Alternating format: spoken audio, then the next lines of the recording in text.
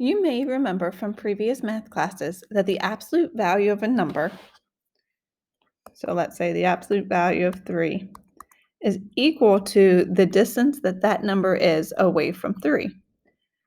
Away from 0. So the absolute value of 3 is 3. And likewise, the absolute value of negative 3 is 3. Because if you think about a number line, if I think about the number 3, that distance is 3. Or if I think about the number negative 3, that distance is 3. And that is what the absolute value is representing. Now, that's probably the middle school level understanding of absolute value. What we are going to build to is the understanding of the actual function. So let's say I give you f of x is equal to the absolute value of x. Well, first, let's take a look at this graphically. So let's put some graph paper on. And we want to look at the absolute value of x. So the idea of how far away it is from 0 is still going to help us. And it might help you just for this very first time. Let's make a quick t-table. And let's just start plugging in some numbers. We, a lot of times, start with numbers like this, -2, -1, 0, 1, and 2. Well, the absolute value of -2, if I were to plug that in, so this is, we know y equals the absolute value of x. So the absolute value of -2 is 2. The absolute value of -1 is 1. 0, 0, 1, 1, 2, 2. So if I were to plot these, 0, 0, 1, 1, 2, 2, -1, -1, -2, 2, or -1, 1, -2, 2. And so one thing that students sometimes want to do is they want to make this look like a parabola, because it kind of, sort of, I could see how that could happen. But if you need to think about what the points in between these values would be, if I did 1/2, I would go up 1/2, -1/2, 1/2. So those are actually both straight lines. And so we get a function that looks like a V. Now, something that I want to stress to you is this is actually two straight lines. It's just the lines are graphed on restricted domains. So if you were to think about the lines, the right side of this is the line y equals x. It has a positive slope of 1 and a y-intercept of 0. So if you need to think about going back to middle school algebra 1, mx plus b, my slope is 1, my y-intercept is 0, which is why it is just y equals x.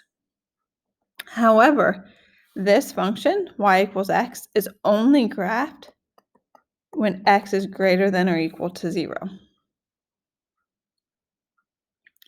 Similarly, on the left side, this side of the function is, if I think about y equals mx plus b, my slope is -1, so -1x, and my y-intercept is 0.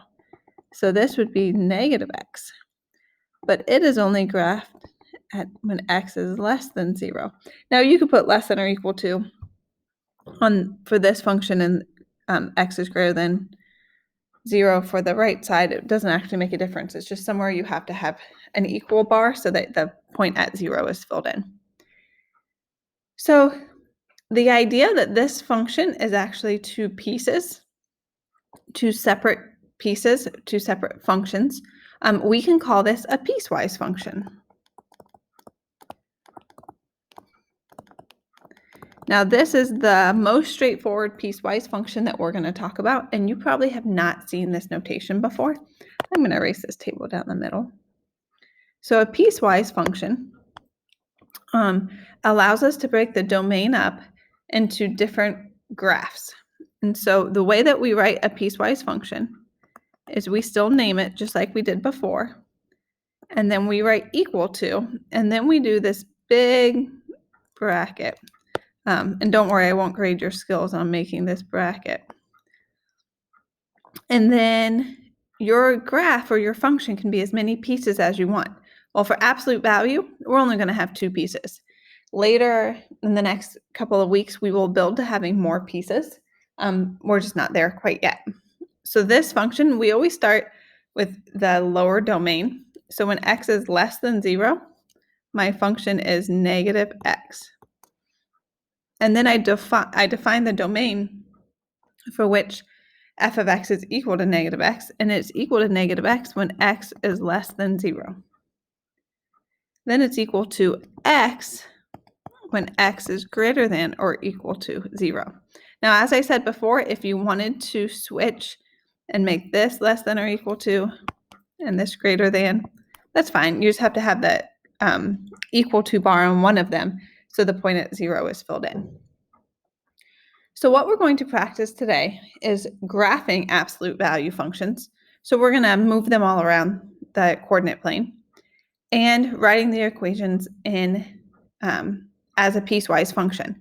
Now, the reason why I'm going to stress this so much is I think being able to write it as a piecewise function will not only help as we build to harder piecewise functions, it will also help once we get to solving absolute value equations next week.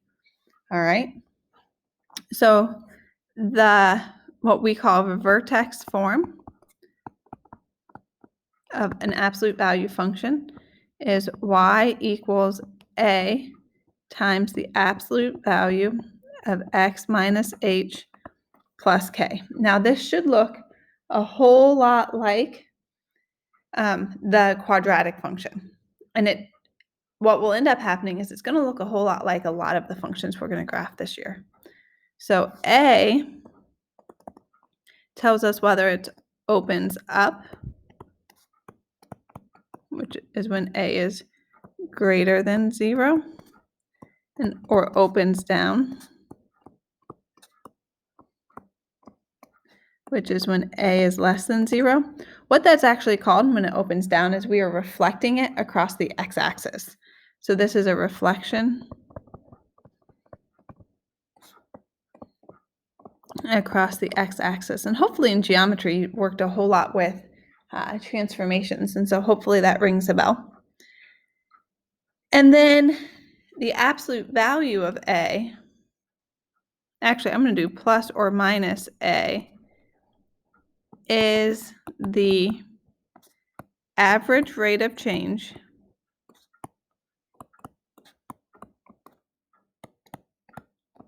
which is a fancy way of saying slope of each side. And the reason why I said plus or minus a is because we know that the slope is going to be positive on one side and positive or negative on the other side. And then hk is your vertex. So these tend to be easier to plot than quadratic functions because you should be very, very skilled at working with graphing lines, and they end up just being 2 linear functions. I think it is easier to rewrite the function as a piecewise function after we already have the graph. So let's do some examples. The first one we're going to analyze, and then after that we are going to just spend some time graphing and writing the function. So for number 1, we are going to graph and analyze. So I'm going to find all sorts of stuff about this function. So we have the function g of x is equal to 2 times the absolute value of x plus 1 minus 3. So the first thing I'm going to do is graph. When I go to graph this, switch colors here. When I go to graph this, I first want to know what is my vertex. So looking at the function, my vertex is the opposite sign of what's inside the parentheses, so -1, comma, my k value, so this is h and k, which is -3. So -1, -3. And then my function opens up because a is greater than 0. And then my average rate of change of each side is plus or minus 2. So these are all of the things I consider as a graph. So now I'm going to start at my vertex, and sometimes after students start graphing, for some reason, they lose their vertex. So I'm going to make my vertex orange, and then I'm going to go back and graph in the pink, and eventually I'm going to color it back up, color the orange back. So I'm going to start at -1, -3, and I'm going to use a slope of +2 and a slope of -2, making a V that opens up. So remember, slope is rise over run. So I'm going to go up 2, right 1, up 2, right 1, up 2, right 1. Then I'm going to go back to that vertex and go up 2, left 1, up 2, left 1, up 2, left 1. And there is my absolute value function. So now let's see what all we can find about this function. First, let's write the equation as a piecewise function.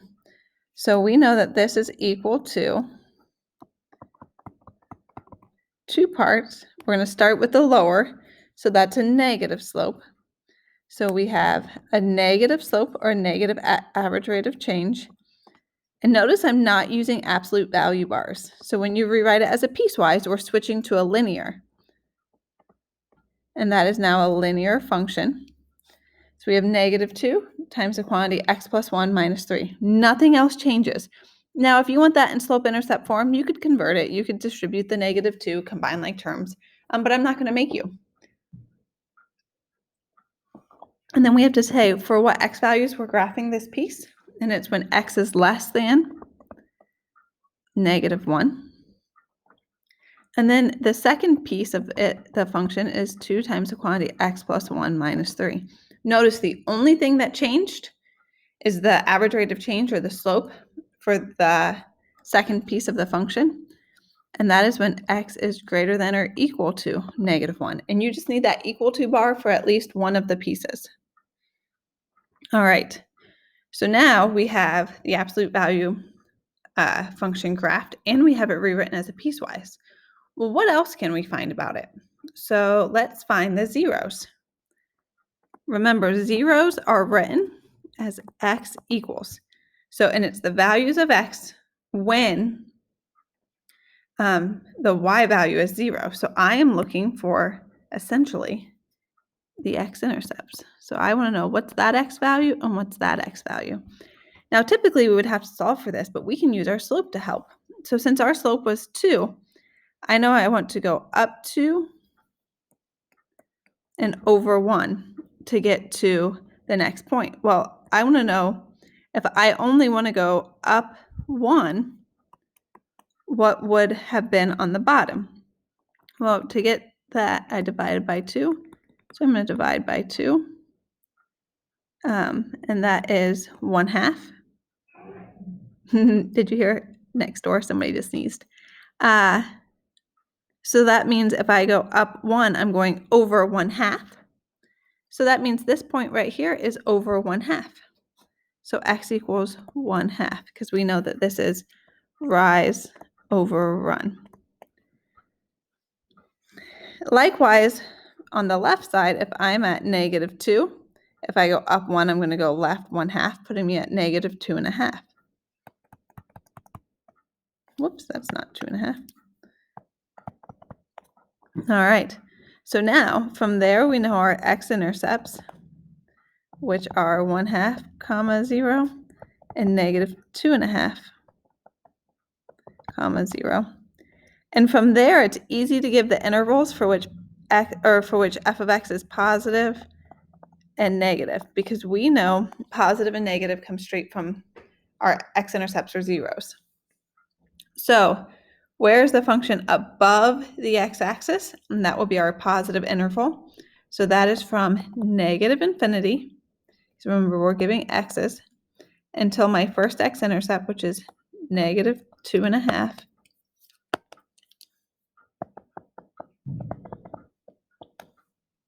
And then again from 1/2 until infinity. And then it's below the x-axis from -2.5 to 1/2. All right, we can also describe when the function's increasing and decreasing. The function is increasing from -1 to infinity and decreasing from -infinity to -1. And then the only other thing I think we would maybe find is the y-intercept. And the y-intercept in this case, not too bad, 0, -1. Now you could plug in 0 and see what you end up with by plugging it into the function. But you can read it straight from the graph. All right, now that we've taken some time to look at one function in grave detail, in a lot of detail, the next couple, I'm going to do a couple more graphing and writing the equation as a piecewise function, but I'm not going to go forward with finding all of the information, just because I think once you get the hang of graphing, the other parts aren't too bad. So let's do number 2. So we are just going to graph and find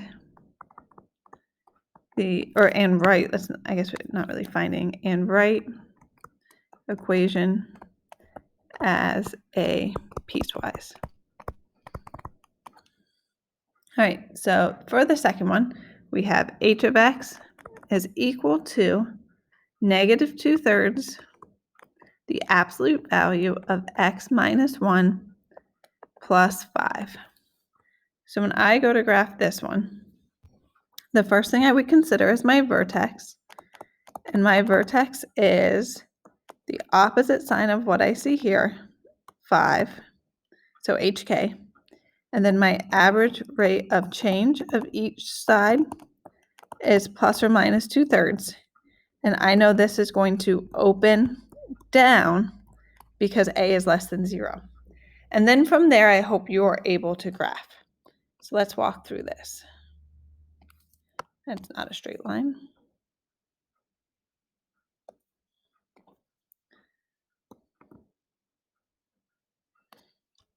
So I'm going to place a point at the vertex, 1, 1, 2, 3, 4, 5. And I'm going to make sure my function opens down. So I'm going to use a slope of 2/3, but make sure that my function's opening down. So 1, 2, down 2, right 3. 1, 2, 3, down 2, right 3. And then I'm going to go back to the vertex and do the same thing for the other side of the graph. Down 2, right 3, down 2, right 3.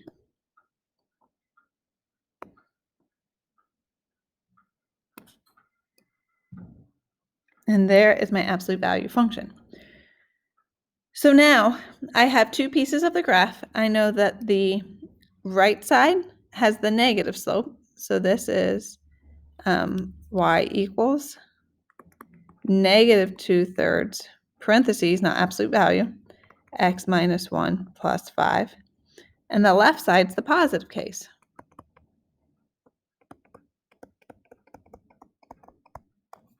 So now when I go to write the piecewise function, that's going to help me do a good job of matching the domain with the correct equation. So f of x is equal to, fancy bracket, the positive case, 2/3 times the quantity x minus 1 plus 5, which is the function that's being graphed when x is less than 1. And then we have the negative case. The only thing that changed is the slope, and this is when x is greater than or equal to 1. My guess when you were in Algebra 1, you saw the equation of a line written this way the least. This is actually, I prefer this, the way that this equation of this line is written. And we'll talk about that more later, but I actually like that. All right, let's do one more. If you actually want to, I'm going to write the equation down. If you want to try this one, if you want to try this one, so pause the video, try and graph it, and then watch the video to see how you do. It might be good practice. So go ahead and pause, try and graph that function, write it as a piecewise function, and see how you do. All right, hopefully you tried this. Now I'm going to explain it. Your vertex is -1/2, 1. The average rate of change of each side is plus or minus 5/2. And this is going to open up because a is greater than 0.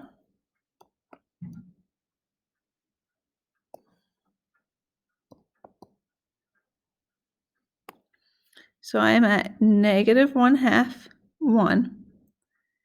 Now I have to be a little bit careful as I count my slope because I'm starting at a -1/2. So I'm going to count up 5, 1, 2, 3, 4, 5, and over 2, which is going to put me at 1.5, an x value of 1.5.